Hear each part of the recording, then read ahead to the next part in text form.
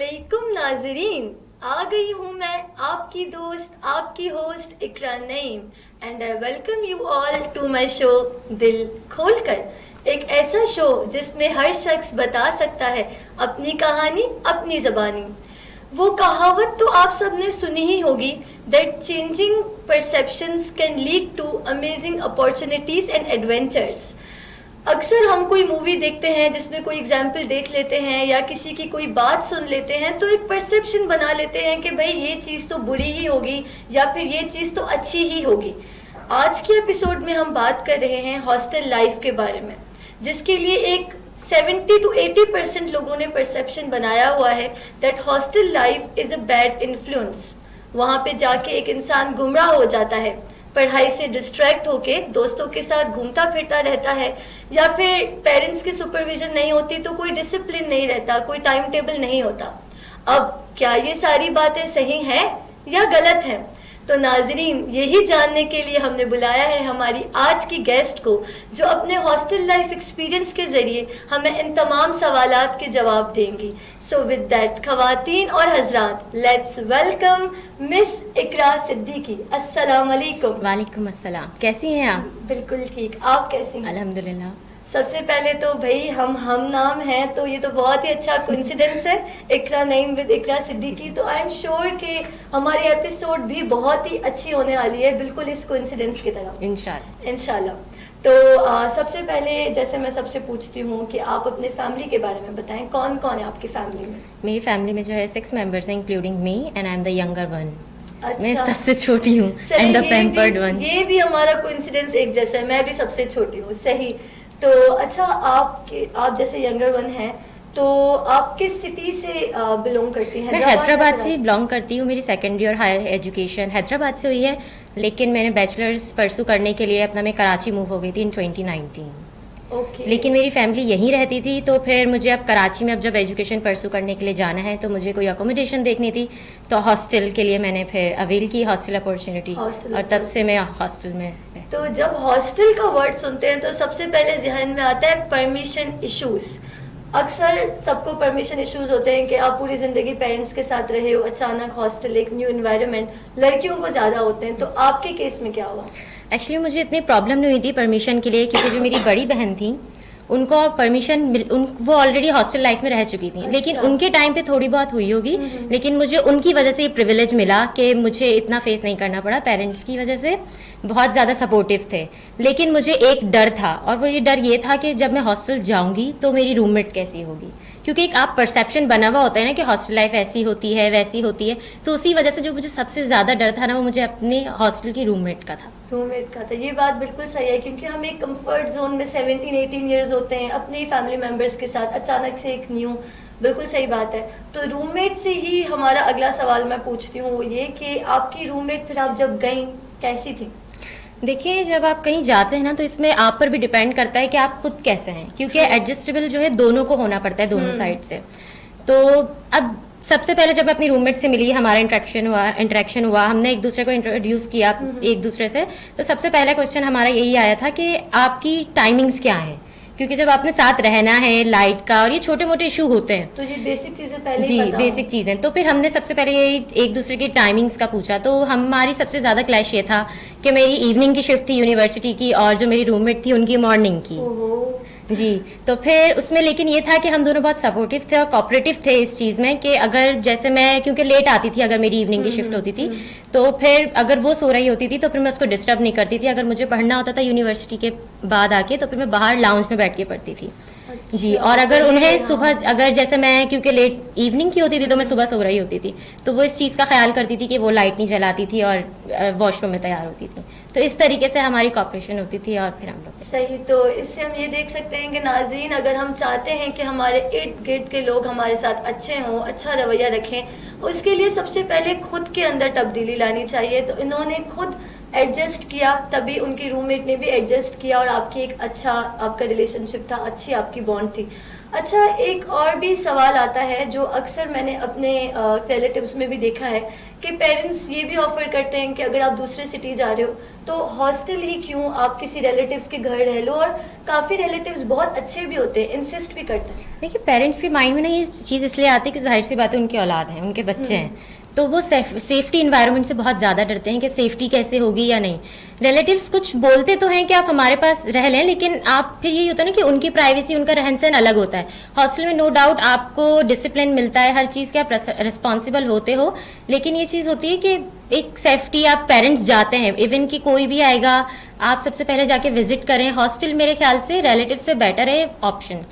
और मेरे ख्याल में ये भी है कि लोग कितने भी अच्छे हों, लेकिन आप किसी के घर ना 3-4 दिन ही अच्छे लगते हैं। फिर मतलब वो शुरू में वेलकमिंग होंगे, लेकिन एट सम पॉइंट उनके ऊपर भी, भले वो हमें फील नहीं कराए, हमें गिल्ट होता है कि हमारा बर्डन उनके ऊपर है, हमारे खाने पीने का सब कुछ। तो हॉस्टल में कितने भी चैलेंजेस होते हैं, पता होता है कि हम किसी के ऊपर बर्डन नहीं है। तो आई थिंक ये एक फीलिंग होती है जो एज ए स्टूडेंट सब चाहेंगे कि इसीलिए वो हॉस्टल लाइफ चूज करें।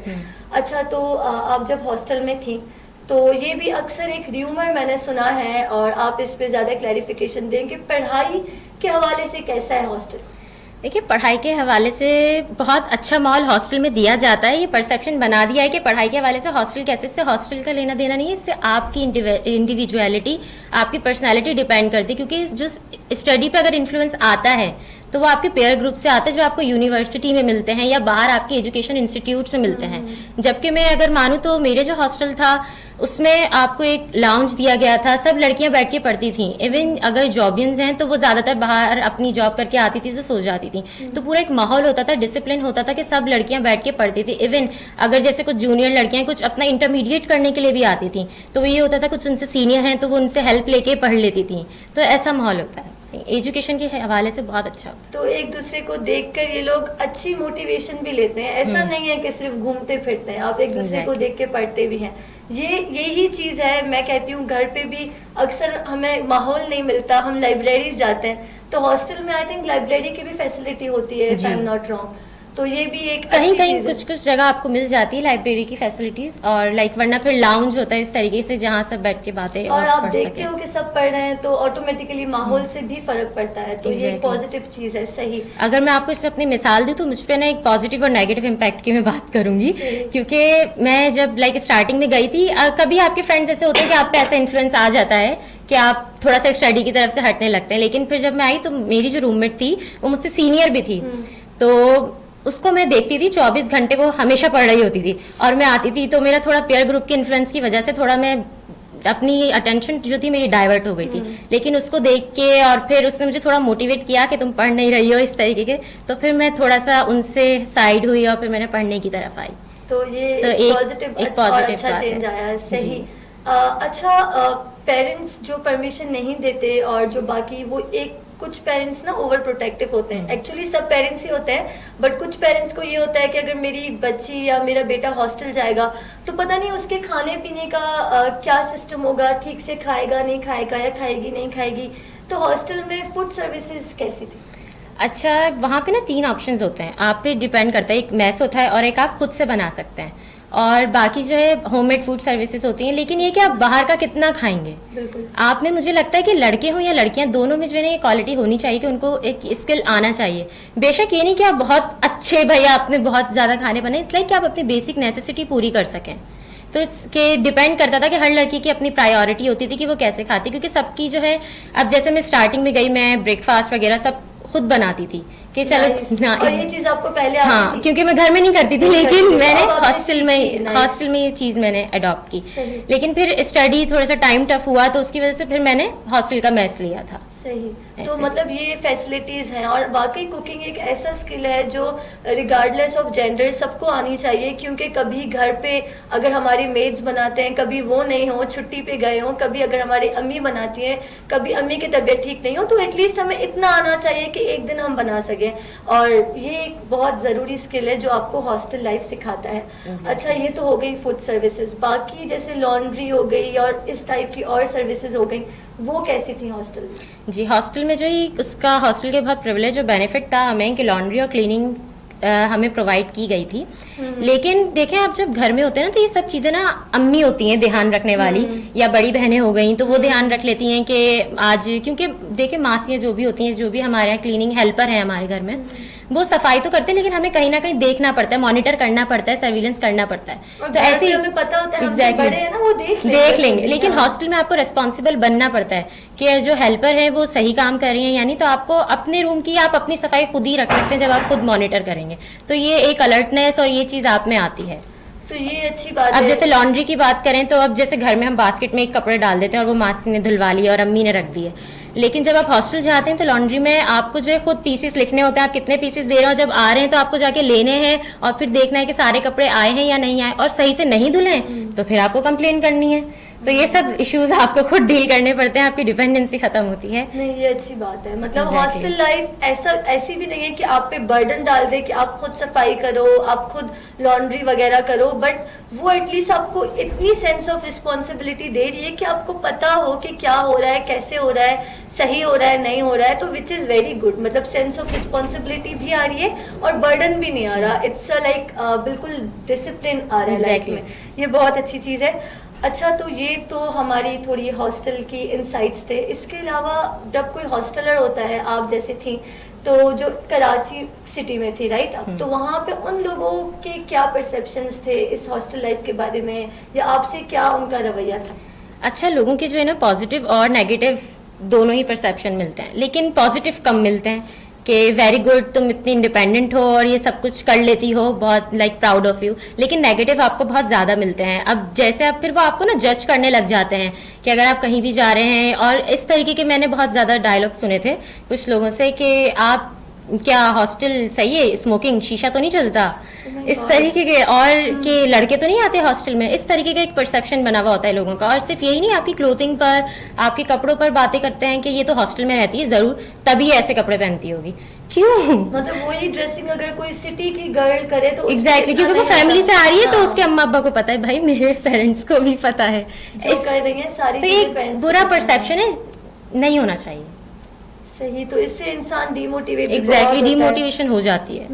मेरी भी एक फ्रेंड है जो हॉस्टल में है, तो मैं उसकी स्नैप्स देख रही थी एक अपने किसी रिलेटिव के साथ, तो इत्तेफाक से वो साथ बैठी थी, तो वो मुझे कहती हैं कि यार ये तो बड़ा घूम फिर रही है, ये ज़रूर हॉस्टल में होगी और कोई आगे पीछे देखने वाला नहीं होगा। तो मैंने कहा हाँ, ये बिल्कुल हॉस्टल में है, बट हॉस्टल में है इसीलिए नहीं घूम फिर रही। अगर ये अपने पेरेंट्स के साथ होती तब भी ये घूम फिर रही होती, क्योंकि हमारे पेरेंट्स भी हमें अलाउ करते हैं कि आप जाएं। मैं थोड़ा सा एक छोटा सा ब्रेक लूंगी क्योंकि हमारे पास एक लाइव कॉल आई है। अस्सलाम वालेकुम।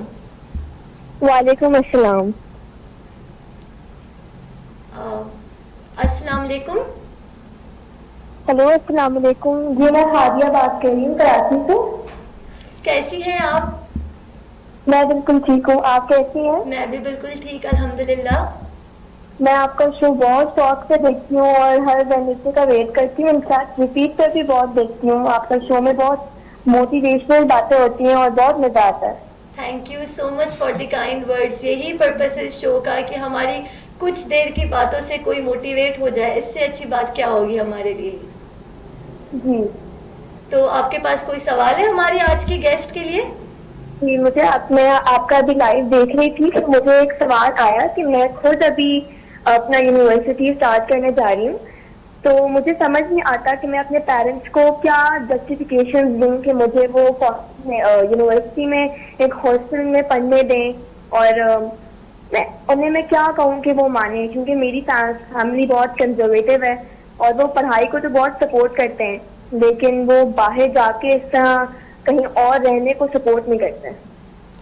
ठीक है जी। देखिए, इस पे जो है मैं आपको यही कहना चाहूंगी कि आप पेरेंट्स, पहले तो आप जिस सिटी में जा रही हैं, हॉस्टल जहाँ पे आप अवेल कर रही हैं, आप पहले तो हॉस्टल की डिटेल्स निकालें, उसके बाद आप जाके पेरेंट्स से डिस्कस करें, क्योंकि एक सबसे ज़्यादा जो मेन पर्पस होता है वो यही होता है जो पेरेंट्स के दिमाग में आता है। जब आप उनको एक इन्वायरमेंट दिखाएंगी तो वो कहीं ना कहीं इस चीज़ को मान जाएंगे कि, और फिर आप एक चीज़ और हो सकती है कि अगर आपके सिबलिंग्स हैं या आप उनमें से किसी से बात करें, क्योंकि ये थोड़ा सा कंजर्वेटिव, उसमें ये थोड़ा सा बहुत ज़्यादा ये प्रॉब्लमेटिक होता है कि आप पेरेंट्स को मनाना, लेकिन अगर आप उनको इन्वायरमेंट का सेटिस्फाई कर देती हैं इन्वायरमेंट से, तो वो कहीं ना कहीं इस चीज़ को मान जाएंगे।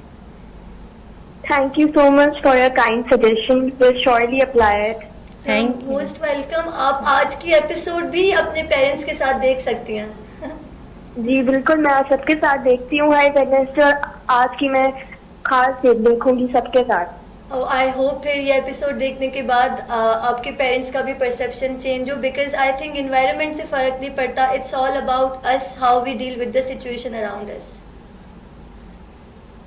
Thank you so much. तो ये हमारी गेस्ट थी, और आई होप इसी तरह ही आपकी बातों से और हमारे सब गेस्ट की बातों से बाकी लोग मोटिवेट हों। अच्छा, तो आप अभी हमें कुछ देर पहले बैक स्टेज पे बता रही थी कि कुछ आइल्स रिलेटेड कोई बात हुई थी, किसी ने आपसे कुछ पूछा था और ये बात आपको बुरी लगी थी, तो आप इस पे जी, हॉस्टल में रहते हुए ना एक तो लोगों के बुरे परसेप्शन बने, तो वो अपने परसेप्शन के हिसाब से जज करते हैं। तो मेरी एक फ्रेंड थी, वो जॉब भी करती थी और साथ में स्टडी भी कंप्लीट कर रही थी, लेकिन वो आगे अपना फर्दर करियर आगे परसू करना चाहती थी, तो क्योंकि उनके एक्सपेंसेस वगैरह की वजह से, तो उन्होंने मुझसे एक रिक्वेस्ट की। एक दफ़ा पहले उन्होंने मुझसे कहा कि मुझे ना पब्लिक डीलिंग में मसला होता है, तो मैं चाहती हूँ कि इंग्लिश में आप मुझसे बात कर लें तो हमारी स्पीकिंग हो जाएगी। तो मैंने कुछ बोला कि यार मेरी रूटीन जो है इतनी टफ है कि मैं अभी इतना टाइम नहीं दे पाऊंगी। तो मुझे कहती हैं, मैंने उनको बोला कि मैं अपने कुछ फ्रेंड से रेकमेंड कर सकती हूँ आपको, बट शी वॉज लाइक कि नो, आप क्योंकि हॉस्टल में रहती हैं तो आपके पास ज़्यादा फ्री टाइम होगा, तो इसलिए मैंने आपको ही चूज किया है कि आप जो हैं मुझसे बात करें, क्योंकि आप हॉस्टल में रहती हैं और हॉस्टल वालों के पास बहुत फ्री टाइम होता है। Oh my God! I was like, what? हाँ, वाकई मतलब ये रीजन है कि मतलब एक परसेप्शन बना हुआ है कि हॉस्टल में रहता है वो फ्री होता है। वाकई तो जब आप इस तरह के कमेंट सुनती हैं और लाइक जो आपको डीमोटिवेट करे या आपके लाइफस्टाइल के बारे में, तो आप किससे फिर बात करती है? पेरेंट्स से, फ्रेंड्स से, किससे बात करती है? देखिए, जब आप दूसरे शहर में जाते हैं ना, ऑलरेडी पेरेंट्स कहीं ना कहीं परेशान तो होते ही हैं, तो अब मैं और परेशान ना करें, तो आप उसलिए चाहते हैं कि मेरे ख्याल से ना जब आप हॉस्टल जाते हैं ना, तो हॉस्टल अब आपका दूसरा घर बन जाता है। True. तो जो मेरी रूममेट थी, अगर ऐसा कोई भी मसला होता तो मैं सबसे पहले जाके अपनी रूममेट से बात करती थी, क्योंकि जब आप पेरेंट्स से बात करते हैं ना, तो पेरेंट्स इतना बड़ा मसला नहीं होता, लेकिन आपको उस वक्त लग रहा होता है क्योंकि वो दूर होते हैं ना, Exactly. तो परेशान हो जाते हैं कि मेरी बेटी कैसी है। हाँ। तो जब आप रूममेट से बात करते हैं तो वो आपको मोटिवेट कर देती हैं और आप में कॉन्फिडेंट आ जाता है इन सिचुएशन को कॉप अप करने के लिए, तो आप बहुत इजीली जो है डिफिकल्ट सिचुएशन को कॉप अप कर लेते हैं। तो नाजरीन, यहाँ पे हमें एक हॉस्टल लाइफ का बेनिफिट पता चल रहा है कि ये हॉस्टल लाइफ जाने से पहले, जैसे ये बता रही थी, इनके जहन में एक डर था कि रूममेट कैसी होंगी, और आज इन्होंने अपने पॉजिटिव एटीट्यूड से उस रूममेट से उन्होंने इतनी अच्छी दोस्ती कर ली कि वो उनको ही काउंट करती थी जब कोई प्रॉब्लम होता था और उनसे ही बात करती थी। तो इससे हमें ये पता चलता है कि हमें अपना परसेप्शन चेंज करना चाहिए चीज़ों के हवाले से, तो life will be much better. बातों का सिलसिला तो जारी रहेगा, मगर वक्त होता है एक ब्रेक का, तो ब्रेक लीजिए, कहीं मत जाइए, दिल खोलकर जल्दी वापस आइए।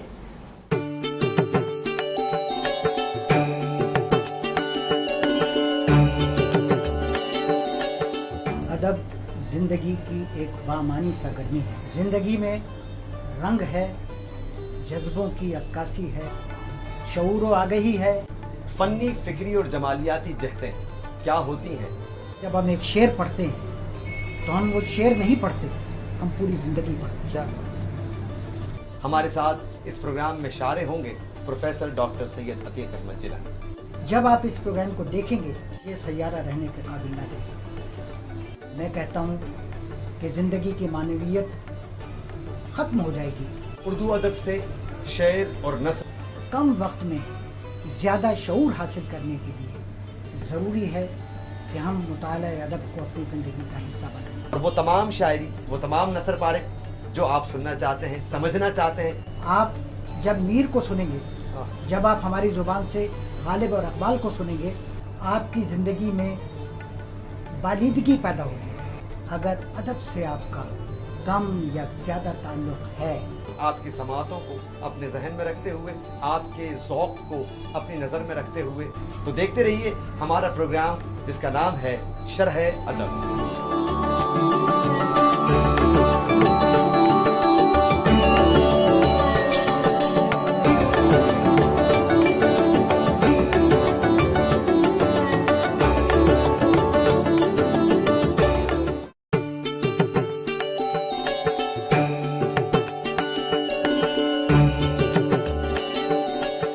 अदब जिंदगी की एक बामानी सरगर्मी है। जिंदगी में रंग है, जज्बों की अक्कासी है, शऊर व आगही है।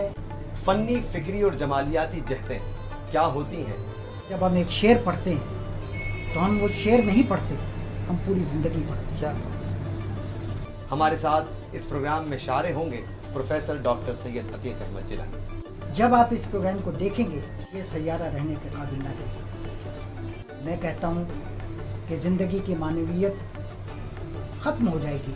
उर्दू अदब से शेर और नस्र कम वक्त में ज्यादा शऊर हासिल करने के लिए जरूरी है कि हम मुताला अदब को अपनी जिंदगी का हिस्सा बनाएं। और वो तमाम शायरी, वो तमाम नसर पारे जो आप सुनना चाहते हैं, समझना चाहते हैं। आप जब मीर को सुनेंगे, जब आप हमारी जुबान से गालिब और इकबाल को सुनेंगे, आपकी जिंदगी में बालिदगी पैदा होगी। अगर अदब से आपका कम या ज्यादा ताल्लुक है, आपकी समातों को अपने जहन में रखते हुए आपके welcome back to my show दिल खोल कर। तो बातों का सिलसिला जारी करते हैं। अच्छा, आप अभी हमें बैक स्टेज में बता रही थी कि जब डिसिप्लिन और पंक्चुअलिटी की बात आती है तो हॉस्टल लाइफ से बहुत पॉजिटिव इम्पैक्ट आया है और र्यूमर्स होते हैं कि नेगेटिव इम्पैक्ट आता है, तो वो थोड़ा कैसे, इस पे थोड़ा देखिए, बताइए। डिसिप्लिन और पंक्चुअलिटी ना आपके अंदर मेरे ख्याल से टाइमिंग से बहुत ज्यादा आती है, क्योंकि लोगों के दिमाग में भी ना बहुत ज्यादा ये सवाल होता है कि टाइमिंग्स क्या होंगी, तुम लोग तो कभी भी फ्री होकर रात को भी निकल जाते होगे और कोई पंक्चुअलिटी नहीं होती होगी। जबकि ऐसा नहीं होता, जबकि मुझे लगता है कि आप घर में होते हो ना, तो घर में आप थोड़ा फैमिली के साथ, अम्मी अब्बू के साथ हो, फ्रेंड्स के साथ गए, लेट हो गए तो आपने मना लिया अपने पेरेंट्स को कि नहीं यार आज लेट हो गए, प्लीज छोड़ दें। लेकिन जब आप हॉस्टल जाते हो ना, तो इसमें आप सबसे ज्यादा रिस्पॉन्सिबल तभी बनते हो और तभी आप में सबसे ज्यादा डिसिप्लिन आता है, क्योंकि वहां पे स्ट्रिक्टनेस भी होती है कि उन्होंने एक टाइमिंग दी हुई होती है कि आपने इस टाइमिंग के अंदर आना है घर पर, आप वापस आ जाएं। और आप इवन कि हम जब कहीं जाते हैं तो हमें ये भी नोट करके जाना होता है कि हम कहाँ जा रहे हैं, किस टाइमिंग पर हम गए हैं, और फिर जब हम आते हैं तो हम ये भी बताते हैं कि हम किस टाइमिंग पर अंदर आए हैं। तो इतनी तो इस चीज से आप में बहुत ज्यादा पंक्चुअलिटी आती है। ये तो फिर तो पेरेंट्स को भेजना चाहिए ताकि उनके बच्चों में और डिसिप्लिन आए।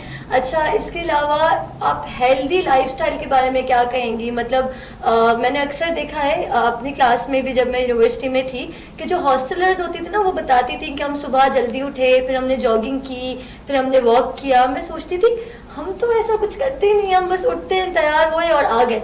तो ये कुछ हॉस्टल लाइफ की वजह से पॉजिटिव इन्फ्लुएंस जी, हॉस्टल लाइफ की वजह से ना बहुत ज्यादा पॉजिटिव इम्पैक्ट इसमें आता है। अच्छा, कैसे? क्योंकि जब आप घर पे होते हो ना, आप कभी बहन भाई के साथ या आप खुद अकेले होते हो, तो आप कहीं ना कहीं लेजी हो जाते हो कि कौन जाए वॉक पे, छोड़ो। और फिर अम्मी अब्बू भी होते हैं, अम्मी अब्बू को तो बच्चा जितना भी मोटा हो जाए, मतलब मोटे की बात नहीं, इट्स लाइक आप जितने भी अनहेल्दी हो रहे हो तो अम्मी अब्बू को ये लगता है कि नहीं हमारा बच्चा हेल्दी है, नहीं जरूरत ही नहीं है। हाँ। लेकिन मुझे लगता है कि आप में ना ये चेंज ना मुझ में भी आया था हॉस्टल लाइफ जाके। मैं अपनी, अब रूममेट्स होती थी, रूममेट्स के अलावा आपकी दूसरी लड़कियों से भी इंटरेक्शन होता है, तो सबकी होती थी। कोई जिम जाता था, कोई सुबह में वॉक करने जा रहा है, जॉगिंग के लिए जा रहा है, और फिर रात में वॉक के लिए जाते थे, तो उन्हीं के साथ फिर आपका एक ग्रुप बन जाता था और फिर हम लोग जाया करते थे। तो ये एक पॉजिटिव और ये आपकी फिजिकल हेल्थ के लिए बहुत अच्छा होता है। तो ये चेंज आता है हॉस्टल में। तो मतलब मैं बोलूंगी कि जो फ्रेंड्स के साथ जो लोग ज्यादा रहते हैं वो इस बात पे बदनाम है कि फ्रेंड्स के साथ रहते हैं, घूमते फिरते होंगे, बट यहाँ पे तो ये जो एग्जांपल्स ये बता रही हैं और जो मैंने भी देखी हैं कि फ्रेंड्स सिर्फ बैड एग्जांपल्स के लिए नहीं होते, फ्रेंड्स एक्चुअली बहुत अच्छा चेंज लाते हैं। जैसे ग्रुप स्टडी साथ कर ली आपने, जॉगिंग साथ कर ली, वॉकिंग साथ कर ली, तो एक अच्छा इन्फ्लुएंस लेके आते हैं।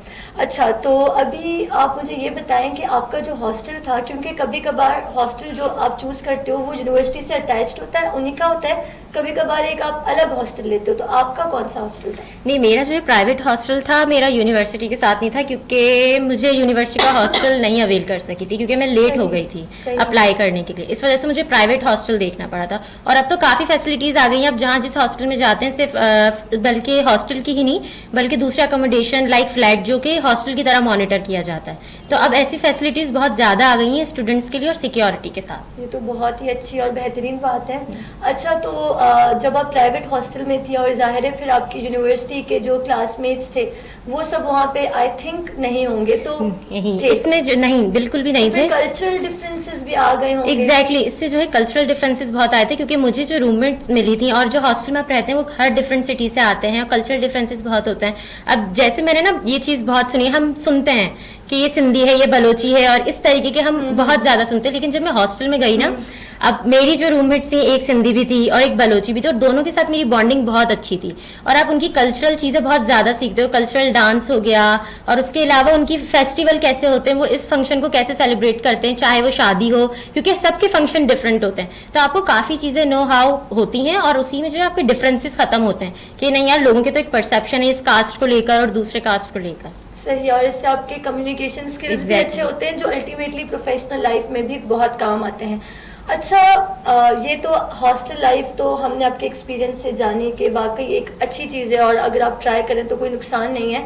बट आपसे मैं पर्सनल आपका एक वैसे ही ओपिनियन लूँगी कि कौन से ऐसे वक्त थे कि जब आप हॉस्टल में थी और आपको कोई ऐसे टाइम कि आपको पेरेंट्स की याद आ गई हो, जब आप बहुत बीमार हो, आपको हुआ हो यार मुझे घर जाना है, तो और फिर उन सिचुएशन में आपने क्या किया? देखिए, कुछ सिचुएशन ऐसी होती हैं कि आप कुछ टाइम बाद ही ना अपने पेरेंट्स को याद करने लगते हैं। जब आप सब काम खुद से करने लगते हैं ना, तो आपको कदर होने लगती है कि ये तो अम्मी घर पे कर देती थी, छोटी छोटी चीजें फॉर ग्रांटेड लेते थे। एग्जैक्टली। तो अब आपने जाना है, अब आपने वापस आना, तो अब आपने खाना भी खुद खाना है, हर चीज आपने खुद करनी है, हर चीज पे मतलब ना आपको अब खुद करना है, आप रेस्पॉन्सिबल। तो ये चीज जो है ना बहुत ज्यादा फैमिली की याद दिलाती थी, और वैल्यू आपकी बहुत ज्यादा बढ़ने लगती थी। इवन मुझे यूनिवर्सिटी के आई गेस फर्स्ट ईयर में ना मुझे डेंगू और टाइफाइड दोनों हो गया था। अब जब टाइफाइड था तब तो मेरी रूममेट भी थी, और में बुखार हुआ तो वो खुद भी परेशान हो गई, मुझे लेके गई। जब टाइफाइड हुआ तो आई सेड के ठीक है मैं इधर ही कर लूंगी, क्योंकि रूममेट और सब फ्रेंड्स होते हैं तो सपोर्टिव होते हैं। इवन कोई बीमार हो जाए, अब बल्कि एक पॉजिटिव पॉइंट तो ये भी होता है कि हर लड़की जो है ना डिफरेंट, क्योंकि जॉबिन्स भी होती हैं और पढ़ भी रही होती हैं, तो कुछ डॉक्टर्स भी आपको मिल जाती हैं हॉस्टल में, तो आप उनसे भी कंसल्ट ले सकते हैं, वो आपको मेडिसिन दे देती हैं कि आप, तो इस चीज में आपका बहुत बेनिफिट हो जाता है। ठीक है, तो फिर उस टाइम में आप फिर घर गई थी, आपने कहा? जी, मैं घर गई थी, क्योंकि जब मेरी ना पहले टाइफाइड की रिपोर्ट आई थी, जब मुझे डेंगू की भी आ गई, तो मैंने बोला कि आप थोड़े टाइम के लिए घर चले जाते हैं, क्योंकि फिर आप बेशक जैसा भी हो, लेकिन ख्याल जो घर वाले रख सकते हैं ना, फिर उसमें थोड़ा सा तो बहुत डिफरेंस आता है। और पेरेंट्स का प्यार तो वैसे ही बहुत अनकंडीशनल है, तो सही। अच्छा, आपके ये जो 4 साल थे, आई थिंक, या 5 साल? 4 साल। तो आपने क्या सीखा और आपने अपने अंदर क्या चेंज महसूस की? पहली वाली इकरा और अब वाली इकरा में क्या चेंजेस हैं? देखिए, पहली वाली इकरा में ये और अब की इकरा में ये है कि बहुत ज्यादा रिस्पॉन्सिबल हो गई है और डिपेंडेंसी खत्म हुई है। अगर मैं बात करूँ तो जैसे हम स्कूल में होते थे, कॉलेज में ना, तो अम्मी अब्बू होते थे आपकी, चले जाते थे फीस जमा करवाने, स्कूल की हो गई, कॉलेज की हो गई, सारे काम हो गए, ये ला दें, आज ये करना है प्लीज, ये ला दें, लिख कर दे दिया और सब कुछ आ गया। लेकिन जब आप हॉस्टल में जाते हैं ना, आपको अपनी यूनिवर्सिटी की हर सेमेस्टर की फीस खुद भरनी होती है, तो आपको रियलाइज होता है कि यार कितनी छोटे छोटे काम कितने इंपॉर्टेंट होते हैं जो अम्मी अब्बू कर देते हैं, हमें तो पता ही नहीं था कि इसमें इतनी परेशानियां होती हैं। फिर उसी के बाद आपको ग्रोसरी करनी है, हर चीज के आपको क्या क्या चीजों की जरूरत है, हर चीज आपको खुद से करनी पड़ती है। तो एक पॉजिटिव चेंज होता है जो आप में आता है, आप में डिपेंडेंसी खत्म हो जाती है, आप इंडिपेंडेंट की लाइफ के लिए रेडी होते हो, एग्जैक्टली होते हो। सही। तो बहुत ही आपकी जो बातें थी बहुत ही अच्छी थी, और मैं यकीन करती हूँ कि जैसे हमें जिसने अभी लाइव कॉल की, तो उनके पेरेंट्स भी जरूर मोटिवेट हुए होंगे कि हॉस्टल लाइफ बहुत अच्छी है और सबको ट्राई करनी चाहिए। तो मैं अपने हर गेस्ट से जाने से पहले पूछती हूँ कि कोई पीस ऑफ एडवाइस दे दें हमारे यूथ के लिए। मैं तो यही एडवाइस देना चाहूंगी कि डोंट जज, क्योंकि हमारे ना एक परसेप्शन की बहुत बुरी आदत है कि जो कि लोग बना लेते हैं और फिर उससे एक मिथ क्रिएट कर देते हैं और फिर उसी पे बिलीव करने लग जाते हैं। ऐसा ना करें, जज ना करें। और दूसरी अपॉर्चुनिटीज, इससे जो है लोगों को ही मसला होता है। आज दूसरे लोगों के लिए आपकी परसेप्शन से मसला हो रहा है, तो कल जो है आपको ही उस परसेप्शन से मसला हो सकता है। तो यही एक एडवाइस है जो मैं अपने इस यूथ को देना चाहूँ। बेहतरीन, जबरदस्त, थैंक यू सो मच आने के लिए। You're welcome. No problem at all. Okay, तो मैं जाने से पहले ये कहूँगी that there are some things which are known and there are some things which are unknown. In between are the doors of perceptions, and guess what? उन doors की चाबी आप ही के पास है. So it's up to you how you perceive things positively or negatively. Thank you so much. इसी के साथ साथ मैं लूंगी इजाजत। जल्द मुलाकात होगी एक और इंस्पायरिंग कहानी के साथ। तब तक के लिए ख्याल रखें, दिल खोलकर मुस्कुराएं, दिल खोलकर। अल्लाह हाफिज।